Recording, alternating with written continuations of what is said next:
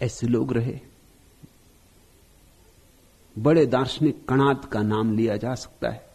उनका नाम ही कणाद, क्योंकि वो कण कण बीन के खाते थे। खेतों में जो पड़ जाते हैं दाने, गिर जाते हैं दाने, वही बीन के खाते थे। सरहप्पा कह रहे हैं कि अगर ऐसा होता है तो पक्षी भी दाने बीन के खाते हैं, पशु भी दाने बीन के खाते हैं, इनका मोक्ष हो जाता। प्रयोजन इतना है सिर्फ कि ये औपचारिकताएं, इनको नियम मत समझो। ये क्रियाकांड है, इनको धर्म का प्राण मत समझो। धर्म का प्राण कुछ और है। सुलगना और जीना। कोई जीने में जीना है। लगा दे आग अपने दिल में, दीवाने धुआं कब तक। ये सब धुआं ही धुआं की बातें। धर्म तो आग है, ये औपचारिक बातें तो सिर्फ धुआं है। हां, आग से धुआं उठता है, लेकिन तुम धुओं को ले आओ अपने घर में तो यह मत समझना कि आग आ जाएगी। इस बात को ख्याल में रखना। आग हो तो धुआं उठता है, लेकिन धुआं होने से आग पैदा नहीं हो जाती।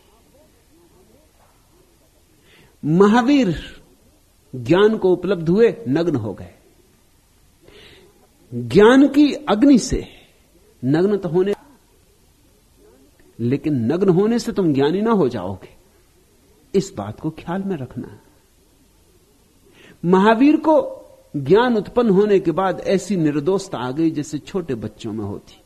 वस्त्र गिर गए, छोड़े नहीं, गिर गए, त्यागे नहीं, छूट गए। कुछ छिपाने को ना रहा। देह का भाव जाता रहा। फिर कौन स्त्री, फिर कौन पुरुष। लाज शंका सब जाती रही। सरल हो गए, जैसे छोटा बच्चा नग्न खड़ा होता है, उसे पता भी नहीं होता कि वो नग्न है। ऐसे महावीर हो गए। मगर ज्ञान पहले, ये ज्ञान के साथ सहज ही आई छाया है। अब तुम उल्टा कर रहे हो। तुम कह रहे हो हम नग्न खड़े हो जाएं, इससे ज्ञान घट जाएगा। तो तुम धुआं ला रहे हो घर में और सोच रहे हो आग आ जाएगी। ले आओ धुआं, मोहल्ले भर का सारा धुआं निमंत्रित कर लो, तो भी आग पैदा नहीं हो पाएगी। धुएं के अंबार लग जाएं तो भी आग पैदा नहीं होगी। मूल कारण पहले आना चाहिए, फिर उपपत्तियां अपने आप आ जाती। ये सारे जीवन व्यवहार परिणाम है। जिनको ज्ञान उत्पन्न हो गया, अहिंसक होने से किसी भी जीव की हिंसा ना हो, इसकी उन्होंने चेष्टा की। तो जैन मुनि अपने साथ पिच्छी रखता है। पिच्छी का अर्थ है कि जहां भी बैठेगा वहां पहले पिच्छी से साफ कर लेगा।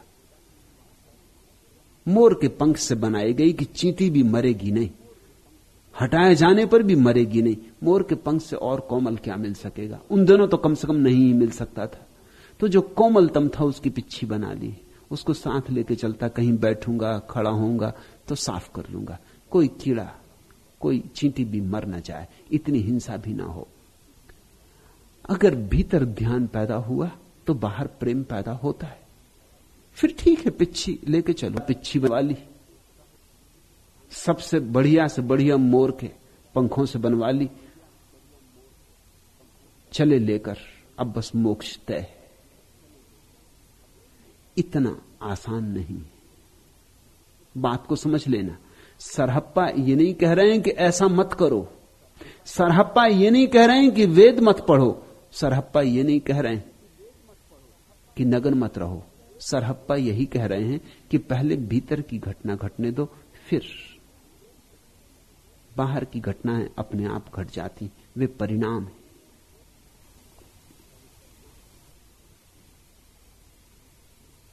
नहीं तो तुम व्यर्थ की औपचारिकताओं में क्रिया, वो दैर और कलीसा हो या काबा और बुतखाना, कुछ पर्दे हैं, कुछ धोखे, कुछ सौदा गाहें। फिर तुम चाहे मंदिर जाओ, चाहे मस्जिद, चाहे गिरजा, वहां फिर कुछ औपचारिकताएं हैं, क्रियाकांड हैं, कुछ पर्दे हैं, कुछ धोखे, कुछ सौबदागाहें। फिर वहां तुम व्यर्थ के जाल में ही उलझे रहोगे। जागना है जिसे, उसे मंदिर मस्जिद और उनसे पैदा होने वाली औपचारिकताएं सब छोड़ देनी होंगी। खड़े हैं दोराहे पे दैरो हरम के, तेरी जुस्तजू में सफर करने वाले, जिन्हें तेरा मस्जिद, वे दोनों के दोराहे पर खड़े, जहां से मंदिर और मस्जिद अलग होते हैं वहीं रुक जाते हैं। क्योंकि जहां मंदिर मस्जिद अलग हुए वहां गलती हुई, झूठ हुआ। जहां मंदिर और मस्जिद एक हैं वहां सत्य है। जहां मंदिर मस्जिद अलग हैं वहीं गलती। जहां हिंदू मुसलमान एक हैं वहां सत्य है, और जहां हिंदू मुसलमान अलग अलग हैं वहां सत्य के खोजी को कोई जगह ना रही। खड़े हैं दोराहे पे दैरो हरम के, मंदिर और मस्जिद जहां से अलग होते उसी दोराहे से सत्य का खोजी परमात्मा की तलाश में निकल जाता है। तेरी जुस्तजू में सफर करने वाले,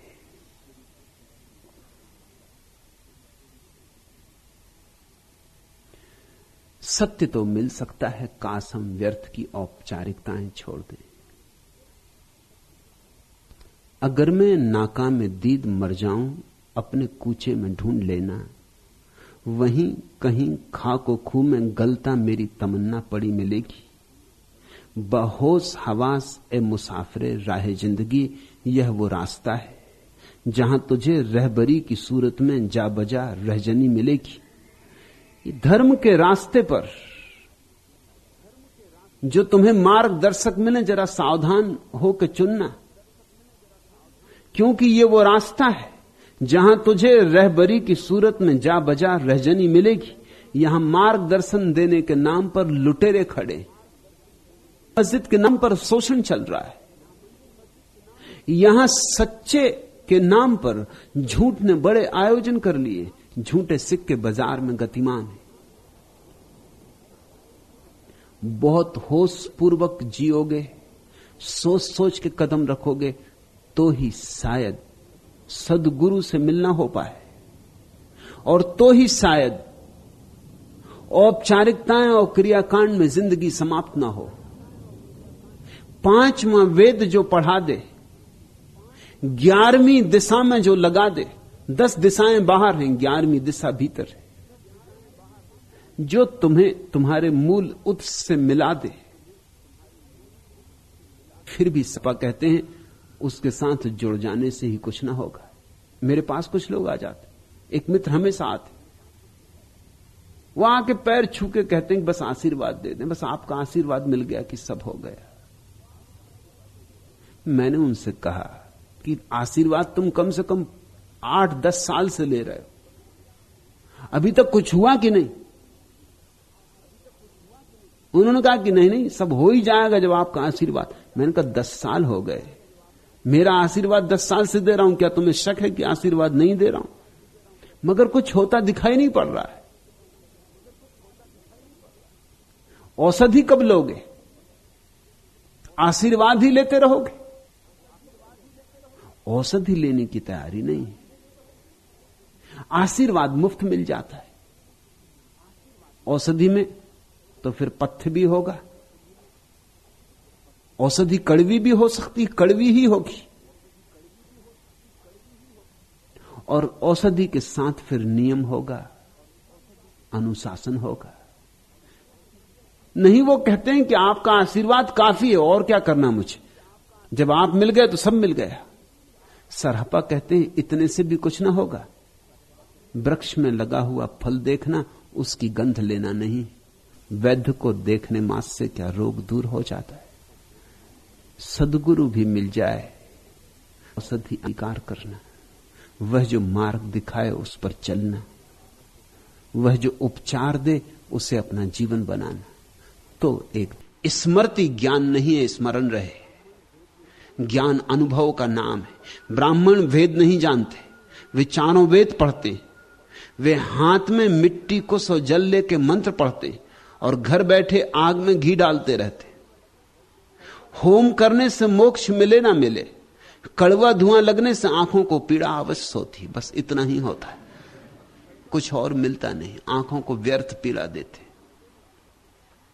कोई वेद को पढ़ पढ़ के आंखें खराब कर लेता है, कोई आग में धुआं पैदा कर करके, घी डाल डाल के। मगर हम इन्हीं के पीछे चलते रहते हैं जिनकी खुद की आंखें अभी ठीक नहीं, जिनकी खुद की आंखें कड़वे धुएं से भरी। हम अंधों के पीछे चलते रहते, और मजा ऐसा है कि हमें अंधों के पीछे चलना सुगम मालूम पड़ता है। उसका भी कारण, क्योंकि हम भी अंधे, वे भी अंधे, हम दोनों के बीच तालमेल हो जाता। आंख वाले के पीछे चलने में हमें बड़ी अड़चन होती, क्योंकि तालमेल नहीं होता। आंख वाला हमसे समझौता कर ही नहीं सकता, करना हो तो हम ही को समझौता करना पड़े, ये तो पक्की बात है। अगर आंख वाले के साथ अंधा चलेगा तो आंख वाला अंधे से समझौता नहीं कर सकता। अंधा कहेगा कि यहां से चले, यहां दरवाजा मालूम होता, आंख वाला कहेगा तू चुप, बकवास बंद कर, तुझे क्या पता दरवाजे का? दरवाजा मुझे दिखाई पड़ रहा है, तू जहां बता रहा है वहां दीवार है, सिर फोड़ेगा। आंख वाला अंधे से समझौता नहीं कर सकता। सरहप्पा ने किसी से समझौता नहीं किया, न बुद्ध ने, न क्राइस्ट, न मोहम्मद ने। आंख वाला कैसे समझौता करे? यह मत समझना कि आंख वाला जिद्दी होता है। आंख वाला है, यह उसकी मुश्किल है, उसे दिखाई पड़ रहा है। लेकिन अंधों को इससे नाराजगी होती। अंधे कहते हैं कम से कम 50-50, तुम हमारी आधी मानो, आधी हम तुम्हारी माने, कुछ तो हमारी मानो कि हम बिल्कुल ही बेकार। कुछ हमारे अहंकार को थोड़ी तृप्ति तो दो। चलो 4 बातें हम तुम्हारी मान लेते, 4 तुम हमारी मान लो। पंडित मानने को राजी, पंडित झुकने को राजी। तुम जो कहो पंडित वैसा करने को राजी, क्योंकि पंडित तुम पर निर्भर है।